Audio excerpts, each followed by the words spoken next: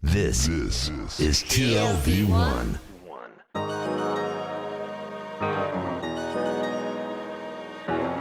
The Tel Aviv Review.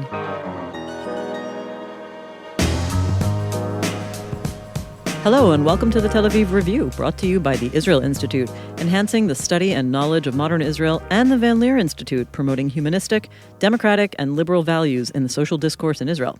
I'm Dahlia Shenlin. And I'm Gilad Halpern. Every week we talk about books and research and other things that we find fascinating. As always, you can support us on tlv1.fm/Tel Aviv Review and becoming a Patreon. A little goes a long way. Our guest today is Sam Sokol. He's an Israeli-American journalist, formerly Jewish world correspondent for the Jerusalem Post, in which capacity he covered extensively the plight of Ukraine's Jews amid the political unrest in the country in recent years. His reporting from there is the subject of his new book entitled Putin's Hybrid War and the Jews, Antisemitism, Propaganda, and the Displacement of Ukrainian Jewry, that has been published recently by ISGAP, the Institute for the Study of Global Antisemitism and Policy, where he is also a research fellow. Sam Sokol, hello, and Thanks welcome to the Tel Aviv Review. So the thing is that the Ukrainian unrest was an event of global proportion that has caught the attention of the entire world.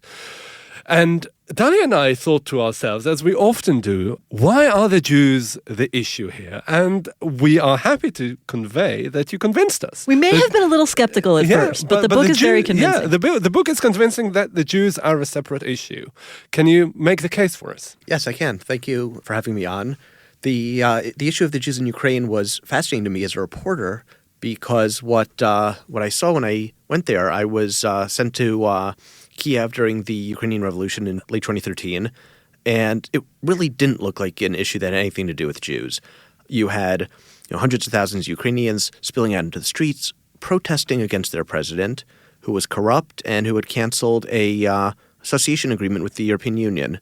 It was, honestly, a bit of a boring geopolitical story. But the reason I went and the reason I was sent was that one of the more prominent groups involved in the protests was a far-right movement called Svoboda, a virulently anti-Semitic movement that had about 8% of the seats in parliament. And when I got there, and over the course of a number of trips, in the end 11 reporting trips, I discovered that really the Jews were part of the issue or had been made part of the issue. And that's where things get interesting because, we're all familiar with what the Russians did in 2016 in the U.S., interfering in the election, trying to pit different social and ethnic groups against each other through fake news, social media posts. Before they did that in the States, they tried these tactics out in Ukraine.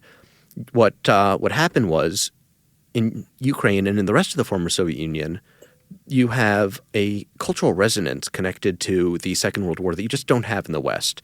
This legacy of the battle against fascism is seminal in post-Soviet culture. And when the Russians wanted to try to delegitimize the new anti-Russian government after the revolution in Ukraine, the first thing they did is try to make them out to be Nazis and fascists. And as part of this, they started a propaganda disinformation campaign saying they're anti-Semites and the Jews are under attack. Now, nobody in Ukraine or in Russia gives a hoot about the Jews. The Jews aren't an issue that anybody cares about in any capacity. But this is where the Russians were brilliant, if totally amoral. They realized that if they can make everyone think that the Jews are under assault, that the Jews are in danger, that the new Ukrainian government is anti-Semitic and that anti-Semitic violence is commonplace, then it makes it easier to delegitimize the other side as Nazis. And that's what they did. But there's always a kernel of truth in that, and I think that's really the genius of misinformation, right? That it takes something that has some element of truth in it and blows it out of proportion.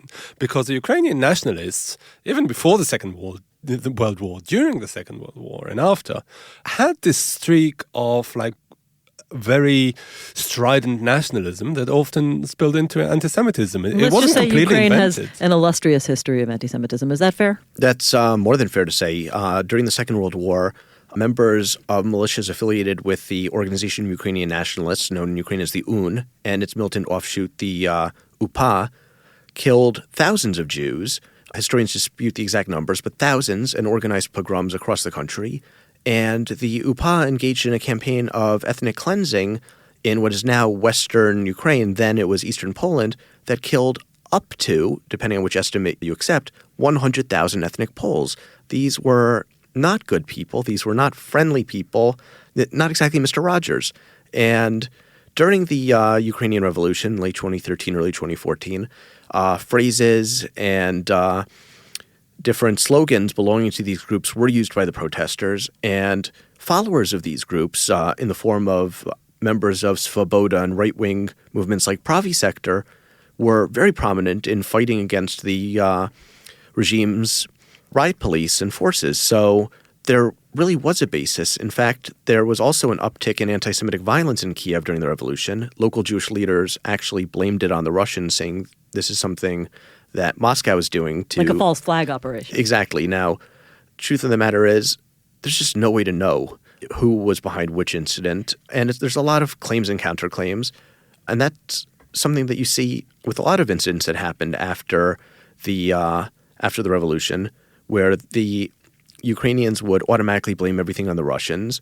But there were cases where you could credibly say it looks like the Russians were behind this. So, you had these claims and counterclaims, this game of banding about blame, and each side sort of saying, we're the protectors of the Jews. And after the revolution, the Russians had a lot of fodder for propaganda because the initial interim cabinet after the revolution had several Svoboda members in cabinet positions. Now, immediately afterwards, you had the first free elections post-revolution, and the hard right, the really hard anti-Semitic right, was basically kicked out of parliament. They lost almost all of their representation. And not long after, a Jewish technocrat named Vladimir Groisman was named prime minister. But the Russian propaganda continued in that vein, saying Nazis have taken over, Jews are fleeing en masse because of anti-Semitism. There's a pogrom here, a pogrom there. I remember reading in Izvestia a story about how members of this far-right group, Pravi Sector, were beating up Jews across Odessa. I called up a guy I know in Odessa. I go, you guys okay? Is there a pogrom? I hear him joking and laughing to a guy next to him. He comes back to me on the phone. He goes, no, we're okay. How's by you? Any pogroms in Israel? Okay, you've basically raised everything we want to ask you. So we're going to backtrack a little bit and say, you've given us the narrative of the pro-Russian forces, right? They were saying these guys are a bunch of neo-fascists and neo-Nazis and anti-Semitic. What was the narrative coming out of the Ukrainian nationalist forces that were, part of the protest movement and then eventually the new leadership? What were they trying to say on this issue? Aside from this very active minority of hard-right activists, most of the people involved in the revolution really wanted a European Ukraine, a liberal democratic Ukraine free of corruption that would sort of leave the Russian orbit and gravitate towards the European Union. This was very much, look at the initial stages of the Arab Spring in the Middle East. It was the eruption of liberal forces. These were people who were young, relatively. They skewed towards the young, liberal, urban. They wanted to be going in the direction that the West had gone in. They didn't want to be post-Soviet. They wanted to be European, and they wanted these values. So many times, they would make excuses for the nationalists or for the extremists, but they didn't share the ideology. And a lot of the rhetoric on the Ukrainian side, on the revolutionary side, was about creating a multicultural, post-ethnic, tolerant Ukraine. And, the sort of disconnect between the rhetoric about tolerance coming from the protesters and the rhetoric about fascism coming from the Russians was just incredibly blatant. But I guess I'm getting at a question which I think comes out at a few points in your book, which is that in their defensiveness against the Russian encroachment on Ukrainian political culture, and as part of the general backlash against the entire Soviet history, wasn't there also a little bit of a legitimization of certain Ukrainian national heroes that were heavily associated with anti-Semitism at the same time? Absolutely. During the post-revolutionary period, what you saw was this effort to create a new national historiography centered on movements to combat Russian influence and Russian domination. And when part of that movement was to pass a series of laws in 2015, essentially enshrining the legal status of members of the UN and the UPA, these far-right fascist groups we discussed earlier, as national heroes, and streets across the country were renamed after Nazi collaborators because they had fought the Soviets. State-sponsored historical revisionist efforts proliferated, trying to take people who had collaborated with the Nazis and called for the genocide of Jews and recast them as these fighters for democracy who saved Jews and risked their lives to help national minorities during the Nazi occupation. And that the Soviets were always the real enemy. Exactly. There's this idea in Eastern Europe, which has come into vogue in recent years, which some scholars call double genocide theory, which is an equation of Nazi crimes and communist crimes. Because if you can make yourself into a victim on the level of a Holocaust victim, it's easier to say, there's no way we could have collaborated. We were as big a victim as you were. And this type of moral equivalence usually goes hand in hand with attempts to rehabilitate Nazi collaborators. Well, I have to just say that we have a podcast exactly on this, and people should listen to it. It's a podcast with Jelena Sobotic, who wrote an entire book called Red Star, Yellow Star, exactly about post-communist Holocaust memory. So, what was the reaction of the Jewish community? They had really to, there's this fine line between, on the one hand, their allegiance to the Ukrainian state. I mean, the fact that they are also patriotic Ukrainians. Also generally among the, liberal, urban, sort of pro-European sector in the Ukrainian society. And on the other hand, there's, tradition of hostility towards the Jews, to say the least, even among their political allies and potential political allies. And this huge campaign of Russian misinformation, as you said. Did they buy into it? Were they affected by it? How did this really shape their whole way they treated the situation? Well, a lot of people in the eastern parts of Ukraine, the places in the region called the Donbass on the Russian border, which is currently in a state of insurrection, people there bought into it hook, line, and sinker, many of them.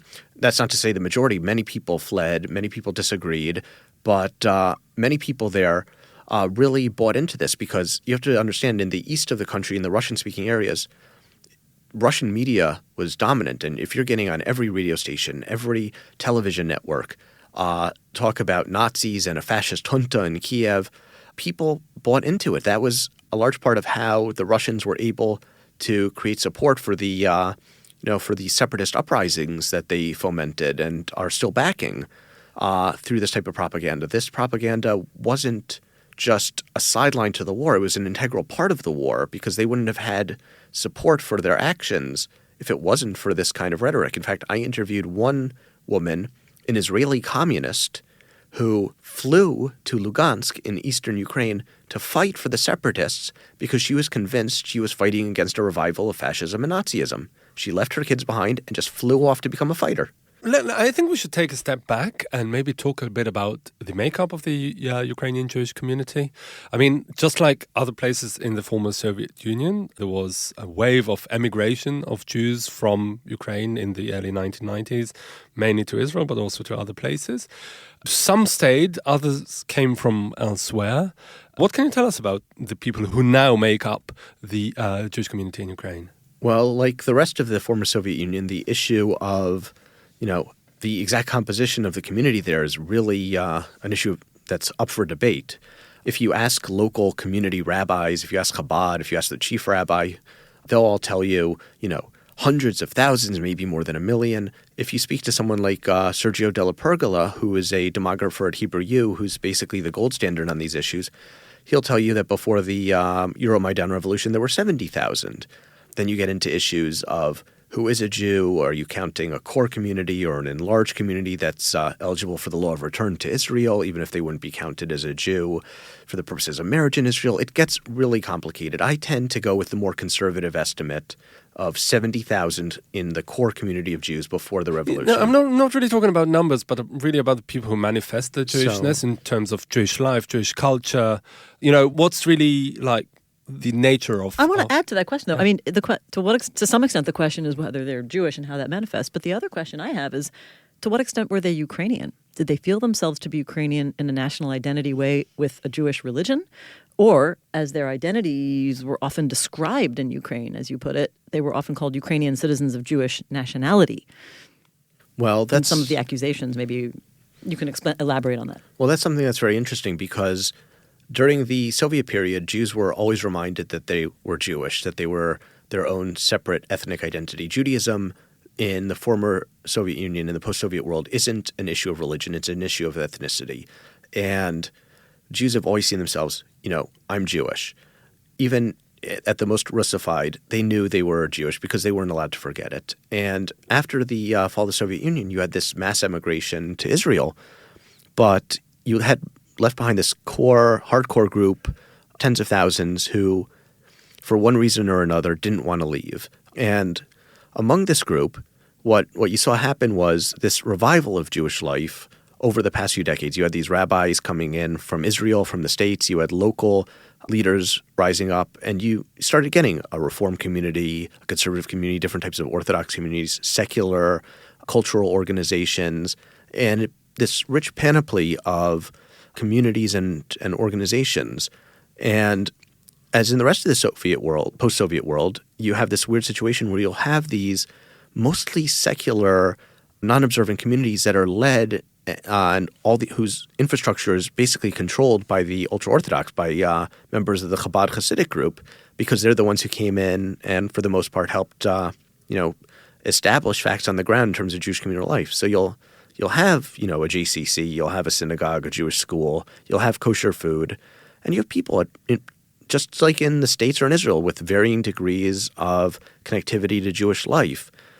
Now, where things get interesting is after the revolution, when there was this attempt by civil society to create this new post-national Ukrainian identity. It was a civic identity, and many Jews, including really religious Orthodox Jews, came in and said, I'm a Ukrainian. This is my identity. There have been pictures online of the chief rabbi wearing the traditional knitted Ukrainian shirt.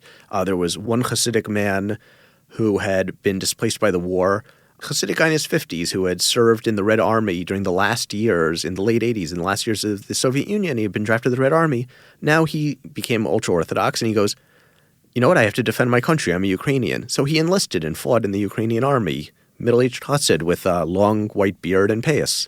I mean, you describe in a way a deep dilemma not only for the political forces in terms of their courtship or anti-Semitic attitudes related to the Jews, but a deep division for the Jewish community, dilemma between supporting the Ukrainian national forces, between supporting the Russian involvement, or being neutral. Relation exactly, on good or terms being neutral, with the Russians. or being completely neutral. But that neutrality I found fascinating because wouldn't that be, in a way, a political statement of saying we are not joining this Ukrainian civic project? How did that divide the Jewish community? Well, that played out in a very interesting way, actually, because during the revolution, many mainstream Jewish organizations essentially said, we don't want to get involved because this was an internal political issue. And there was a decision made by many communal leaders that nothing good is going to come out of supporting one side or the other. For the Jews or in general? For the Jews. You don't want a religious community coming out politically on one side or the other because if you support the wrong side, that could cause a lot of anti-Semitism and backlash. But once the Ukrainian revolutionaries won, the Western-oriented side won, it became a fight between Ukraine and Russia. And once it's a fight against an external enemy, everyone has to rally to the flag. There's this expectation that all national minorities, all groups, are going to be patriotic. And the question is less who's supporting the Russians and who's supporting the Ukrainian side. Everyone, to one degree or another, has to be outwardly patriotic. And many people really felt that way. But what the real question was once the Ukrainians began their campaign of historical revisionism and whitewashing, how are Jewish organizations going to respond to that? And that was incredibly interesting because the responses, for the most part, were critical but very restrained. But you had, on either extreme, you had figures who would speak as if they were representing the entire community and would drag the community into the arguments. On the one side, you had figures like Joseph Sissels, who was the head of a group called the VOD of Ukraine, who essentially became a government mouthpiece. He would be interviewed in the media as the go-to Jew. Ukrainian government mouthpiece. Exactly. And he would always do whatever he could to give a Jewish stamp of legitimacy to Ukrainian efforts to revise history. On the other hand, you had people like Edward Dolinsky from the Ukrainian Jewish Committee, which is essentially trying to be the ADL of Ukraine who would go on TV and give interviews and be highly critical. And the rest of the community sort of stuck in the middle, sympathizing with Zelensky, but thinking he's too outspoken and sort of just trying to keep on getting on without getting too involved in it. I think this brings up really interesting parallels. You did mention the Russian involvement in 2016 in the American presidential election. And I'm thinking about America today, where the Jews also, I mean, it's a completely different setting, but the Jews are also being instrumentalized in the very polarized political system and debate in America. Do you think there are any lessons that could be learned from the Ukrainian case for the Jewish American community? I think very much so. I wrote about this a few weeks ago in Foreign Policy, actually. And what I wrote was that it's very important to look at how these things end up, because in Ukraine, things have, basically calmed down. The fighting is still going on, but the issue of and fight over Jews and narrative is, a lot calmer than it was. It's still there, but it could easily spill over into further anti-Semitism later down the line. And it made things very uncomfortable for Jewish communities in the country and forced them to respond and get involved in issues which they didn't feel were Jewish issues. And it created danger. And what I wrote was basically that the Americans can't allow that to happen in the States. The minute you allow any sort of racism or bigotry to become instrumentalized, where each side only calls it out when it's on the other side, what happens is any discussion of that issue in a concrete way that can actually lead to solutions is stymied. What happened in Ukraine is, after so many years of the Russians yelling that the Ukrainians are fascists and anti-Semites, when there would be anti-Semitic incidents, the knee-jerk reaction from the Ukrainian authorities would be to blame the Russians. So it's basically hampered any local efforts to actually deal with domestic anti-Semitism or even to measure it. It's become so politicized. And if that happens in the U.S., then the very fact that you can't measure it or discuss it in a nonpartisan context will mean it's almost impossible to fight it. I would say that's an interesting parallel because I think we experience that in the U.S. Whichever side you take is highly politicized. But I thought of another contrast as an American Jew myself, in addition to being Israeli, which is the very living memory for Ukrainian Jews of this history of anti-Semitism, not just in American terms, not being allowed into the club, but vicious violence over the course of the 20th century. And, you mentioned at one point that you yourself thought about your grandparents and, the refugees that you saw reminded you of your own family history. But I think about the fact that so many of the worst pogroms really took place in Ukraine and that the Jewish community, their sense of insecurity there is very physical. Like for them, an upsurge of anti-Semitism could, revive these collective memories and probably threaten their status, or at least they feel like it could go in that direction. Although you point out that the violent incidents that happened didn't actually, continue to escalate. But that is quite a contrast to anti-Semitism in America. Is that correct? Or how do you see it? Yeah, very much so. I think one of the most remarkable things about the current conflict is that if you go back a century to the last conflict between Russians and Ukrainians after the First World War, when the Ukrainians fought for independence and were basically crushed, that unleashed waves of pogroms that killed tens of thousands of Jews. And the ironic thing here is, as much as we have to decry the instrumentalization of anti-Semitism by both sides, where both sides will use the Jews as a propaganda tool, it's infinitely preferable to what could have been, which would have been a repeat of what happened a century ago. If you have a choice between tens of thousands dead in pogroms or both sides yelling that the other side is anti-Semitic, in a way, this is an improvement. It's not great, but if you put it in the larger context, it is. And at the same time, it emerges from what you write that despite all these insecurities, the Jewish community in Ukraine feels part and parcel of Ukraine. I mean, I thought to myself, why aren't they just leaving? And then many did, though. Many did. The immigration spike to Israel. Absolutely, as it would be. But I post 1991, I didn't think of a single reason to stay in the Ukraine as a Jew. It's certainly not less so this in this decade when the unrest unraveled. And I mean, it does come out quite clearly from what you write that they aren't going anywhere. At one point, I was in eastern Ukraine and I asked someone over there why people aren't fleeing. And the answer I got was instructive. the woman I was speaking to looks at me and goes, "Why aren't Israelis living on the Gaza border in Sderot fleeing? Why don't they move to Tel Aviv? That's their home and they don't want to give it up." And that's the same feeling among Jews in Ukraine. Here we were born, here we're going to die. We don't want to give the other side the satisfaction of kicking us out. Many people there do feel patriotic.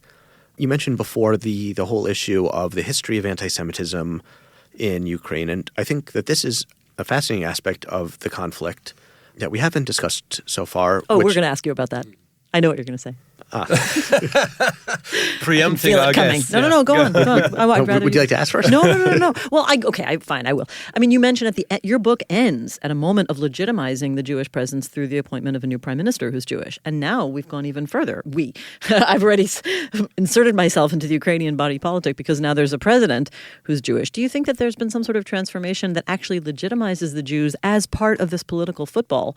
And you do say at one point in the book that the activists themselves were telling you don't understand. It's cool to be Jewish now. Is that also something possibly that came out of this battle of the optics? Well, the truth is it's very hard to tell what the level of anti-Semitism in Ukraine is or how well disposed people are to Jews because a lot of the polling is just not there. And some of the research that is there has been highly politicized, as we said before. But the whole issue of the election of a Jewish president has been fascinating because there was a poll done in Ukraine in late 2018 where people were asked if they would vote for members of different national minorities. And an overwhelming majority of Ukrainians said they would not vote for a Jew. And when the elections came around, more than 70% of Ukrainians voted for the Jewish candidate. Shows you how much you can trust polls. Exactly. But it also comes down to the fact that people really weren't voting for him.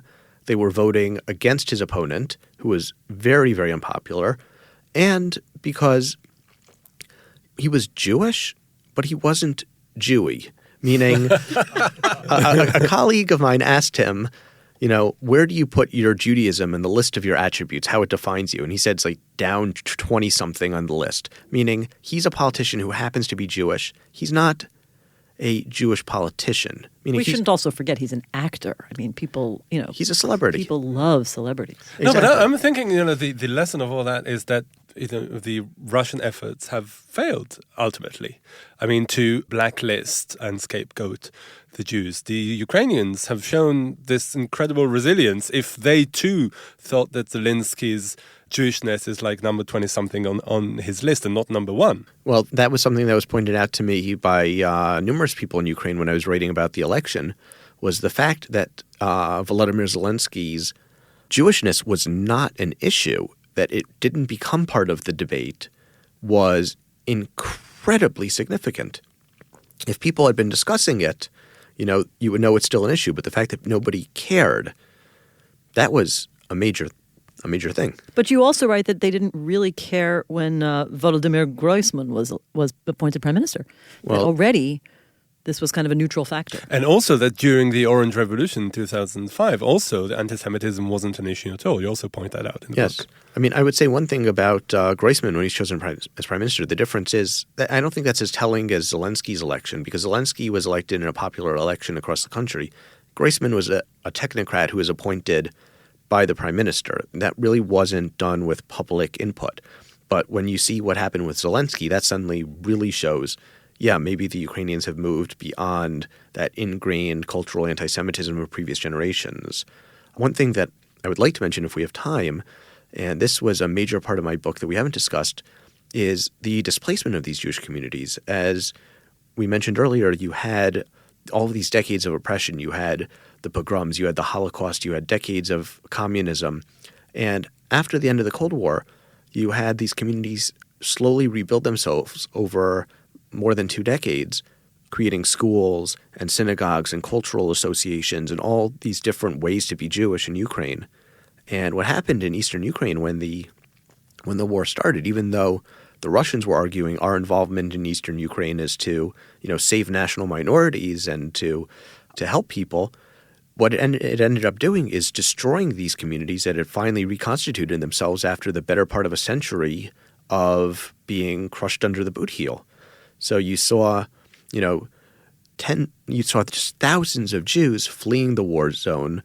These communities rapidly falling apart. And for the first time that I'm aware of in Eastern Europe since the end of the Second World War, you had Jewish refugee camps being opened up on European soil. But were these Jewish refugee camps? I mean, were there Ukrainians also leaving? I mean, I only know the numbers of Jews who emigrated from Ukraine to Israel, that there was a spike after the war, and it makes sense. But wasn't there a spike in emigration in general from Ukraine and from Eastern Ukraine in particular? Very much so. The Jews who left were part of a larger exodus of Ukrainians. Wall Street Journal reported recently that there were something like 2 million Ukrainians who've gone to Poland since the beginning of the conflict. But I think the difference— That's like approaching Syrian numbers. I mean, less, but still, it's enormous. It's a large proportion of the Ukrainian population. I mean, yeah, it's a country of 40 million or so. Yeah. It's a very big proportion, and this is a refugee crisis that hasn't gotten the same attention. But what's significant about the Jews is not that they've been displaced, because they, as I said, they were part of a larger wave of Ukrainians who've been displaced. What's significant about the Jews is this community narrative where they were decimated after the First World War and the pogroms, where their communities were almost totally destroyed in the Holocaust, where they managed to get their numbers back up but were forbidden during decades of communism from having any sort of Jewish identity or community structure. And that when they finally got to the point after decades of scraping and scrapping and trying to rebuild community life, that the minute that things are back to normal, the war comes in and the people saying we're here to defend the minorities end up, destroying the community life that this minority group finally rebuilt. Well, what's the situation like now in 2019? We said that, at the national level, things are pretty much okay, with Zelensky being the prime minister and the president, and anti-Semitism not being a major issue. What about those communities in Eastern Ukraine? Is Eastern Ukraine still barren Jewish land? Well, in Donetsk, which is the center of the pro-Russian insurgency and the largest city in that area before the war, it had 1 million people. In Donetsk, there's still probably exact numbers, I have to qualify this, are very hard to come by, but there's probably at least 1,500, 2,000 Jews left out of a pre-war population of 10 to 11,000. And what about the general population of Donetsk? About half of what it was. And the thing with the Jewish community there is technically it still exists. There's still an assistant rabbi became the rabbi. There's still some of the Jewish institutions are open. But when you go from having, dozens of children in a school class to having like 6, it's a Jewish community on a respirator, essentially. Most of the people who are involved in communal affairs, either on a cultural or a religious level, on whatever level, most of the people who are the most engaged communally fled. The editor of the Jewish newspaper, the people in charge of administering the different community bodies, everyone was gone. So what's left is a shell of a shell. And what you saw is in the years since the breakdown of these communities, you saw communal leaders trying to reconstitute them elsewhere. So now you have a Donetsk synagogue in Kiev for the Donetsk Jews. Most of the people who wanted to flee to Israel have fled. The war has basically calmed down. It's still going on, but think of it as a live recreation of the First World War with real bullets. You have 2 sets of trenches facing across no man's land, occasional trench raids, artillery barrages. It's not a war of movement. It's a semi-frozen trench conflict. And are there signs, even incipient, of revival in these areas, Jewish revival in these areas? Or even, as Dalia keeps pointing out, Ukrainians going back to those areas? Not really. I don't think there's any possibility or promise of Jewish revival in these areas anytime soon. What we've seen is basically the people who are left who've been displaced have settled in to new lives and are trying to pull things back together. It's hard. The economy is, not exactly doing great. And it's a hard life. That's why we've seen so many thousands of Jews, more than 32,000 Jews since 2013 have moved to Israel. And that's because some of them were displaced. Others had their livelihoods destroyed by the economic collapse brought about by the war. Were all of them from Eastern Ukraine or Crimea, or any of them actually from places like Kiev and, that were a little bit sheltered from the worst of the fight? No, a significant number of them were from elsewhere in Ukraine as well, because the war didn't just affect the people who, if your house is blown up or a rocket lands in your car, of course you're going to flee. But by the same token, if you're living in an area outside the direct war zone, but the war causes such economic problems that your salary buys half of what it did before and you can't afford to feed your children, you're probably going to look into emigrating as well. So it's a broad cross-section of Ukrainian Jewish life that's seen itself transplanted to Israel. I want to get back to one of the interesting parts of your book, which is the question of disinformation. This is leading to what could be one of the last questions. You have very colorful anecdotes of Russia TV coming in completely distorting what they see and to portray their narrative and, possible false flag operations like you talk about. What are the kinds of things that you would imagine we can't know at this stage of history? And you're writing a book that's very much from the front lines. You're really in the field. You've been there 11 times. If you were to write this as a work of history rather than a first draft of history, so to speak, what kinds of questions do you think we would be able to answer that we can't answer now? Well, I think we'd be able to know which incidents the Kremlin was responsible for and which they weren't. I would love to be able to go back in, a few decades and go through Russian archives, and if things are even opened at that point, and be able to say, okay, these are the meetings where they decided this is going to happen, if they even had meetings. A lot of what happens in Russia is very ad hoc, where different oligarchs and branches of the government sort of compete to bring up ideas and see what Putin likes.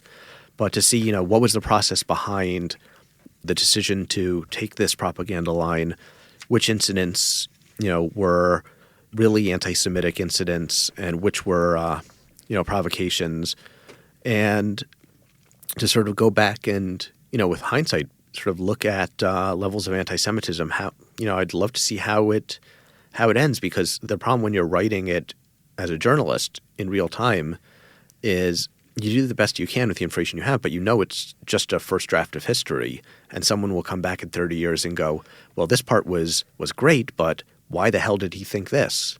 So I'd love to go back with the benefit of hindsight and, access to archives and to interview officials who are in the middle of fighting now, but, in a few decades will be old men willing to sit and talk what I did when I was an adventuresome youth. And we'd love to interview then about that. We'll be here. Yeah, absolutely.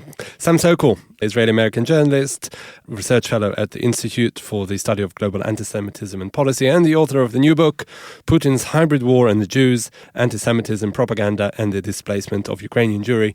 Thank you very much for joining us today. Thank you so much for having me. And many thanks to Gizem Ozdemir, our sound engineer, and to Georgia Foscarini and Itai Shalem, our producers, and to the Israel Institute and the Van Leer Institute for their generous support. Many or most of you listen to us on the Apple Podcast app, and we'd like to ask you this. Please consider writing us a review. Go to the ratings and review section in your app and write one. Also, you can support us by going to our website, that's tlv1.fm/Tel Aviv Review, and subscribing onto our Patreon campaign. Check out our archive. It has more than 500 interviews. If you like what we do here, also like us on Facebook. Our page is called the Tel Aviv Review Podcast Ideas from Israel, and follow me and Dalia on Twitter. Join us again next week for another edition of the Tel Aviv Review, and until then, from me and from Dalia, goodbye.